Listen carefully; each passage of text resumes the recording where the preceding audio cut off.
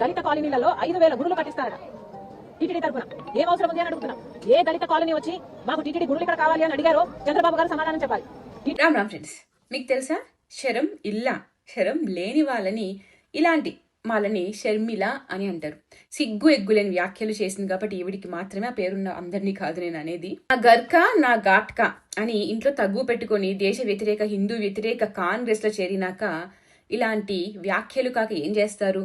అది TTD money, హిందువుల money, ప్రభుత్వంది కాదు. నీకు అంతగా కావాలంటే లక్షలాది చర్చిలు ఉన్నాయి కదా, అవి తీసేయండి. రోడ్లు వేయడం, హాస్పిటల్ కట్టడం, కాలేజీలు కట్టడం చేయండి. మరి ఈమె హిందువా? ఒకనాడైనా దేవుడి గుడికి వచ్చిందా? రూపాయి ఇచ్చిందా?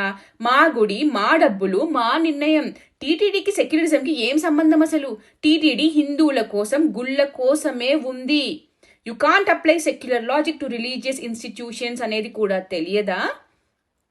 ఆయన హాస్పిటల్ కట్టు, బడి కట్టు, కాలేజ్ కట్టు అని అడిగే సో కాల్డ్ ఎడ్డిలకి తెలియదేమో. ఒక్క తిరుపతి దేవస్థానం రోజు లక్షల్లో ప్రజల కడుపు నింపుతుంది, వైద్యం ఇస్తుంది, విద్యను అందిస్తుంది, యూనివర్సిటీస్ ఉన్నాయి, హాస్పిటల్స్ ఉన్నాయి.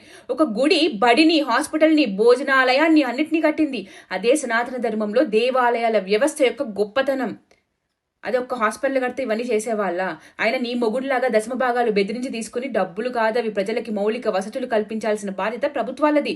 ఆ పనిని ప్రభుత్వాలు ప్రభుత్వ నిధులతో చేయాలి, చేస్తారు. చేయకపోతే అప్పుడు ప్రశ్నించు ఒక పొలిటికల్ లీడర్ లాగా.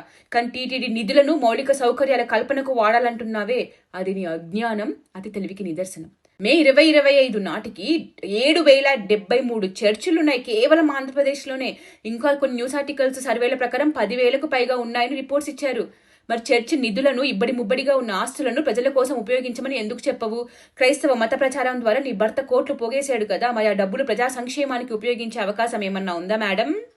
గుడులు కట్టమని ఎవరు అడిగారు అంటున్నావే, మరి ఇవాళ ప్రతి వాడల్లో చర్చిలు వెలిసాయి. చర్చిలు కట్టమని ఎవరు అడిగాడు? నువ్వు, నీ అమ్మ, నీ భర్త, నీ కొడుకు పనిగట్టుకుని క్రైస్తవ మత ప్రచారం చేస్తున్నారే, ప్రచారం చెయ్యమని, కూటములు సభలు పెట్టమని మిమ్మల్ని ఎవరు అడిగారు? సో నోరు మూసుకొని మీ కూడికలు చేసుకోండి, ప్రేయర్ ఆయిల్లు వాడుకోండి. మా ధర్మం జోలికి, మా దేవాలయాల జోలికి రాకండి. అవి ఏం చేయాలో దయచేసి మీరు చెప్పకండి.